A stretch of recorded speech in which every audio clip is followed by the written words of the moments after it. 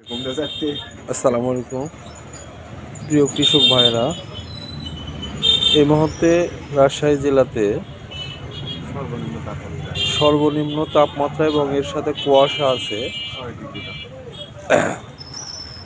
আপনারা কৃষক ভাইরা যারা আলু করছেন, যাদের আলুর বয়স 40 দিন বা 45 দিন হয়ে গেছে, তারা হয়তো ম্যানকোজেবই শুধু দিচ্ছেন, ঠিক আছে, কিন্তু হঠাৎ যদি কোনো রকমভাবে যদি ছত্রাকের উপদ্রব হয়ে যায়, তাহলে কিন্তু শুধু ম্যানকোজেব দিলে হবে না। তাই পূর্ব সতর্ক স্বরূপ আপনারা 72 গ্রুপের একটু ওষুধ ব্যবহার করবেন, পাশাপাশি ওর সাথে একটু কার্বেনাজিম ব্যবহার করবেন। তাছাড়া কিন্তু একবারে আপনাদের আলু নষ্ট হয়ে যাবে।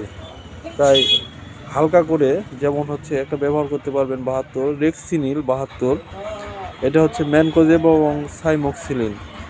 এটা দিলে আলুর গাছের কোনো পার্শ্ব প্রতিক্রিয়া হবে না এবং সঠিকভাবেই গ্রোথ থাকবে। তাই আপনাদের অনুরোধ করতেছি, আপনারা একটু ব্যবহার করেন, আপনাদের আলুর গাছ রক্ষা করেন। আসসালামু আলাইকুম।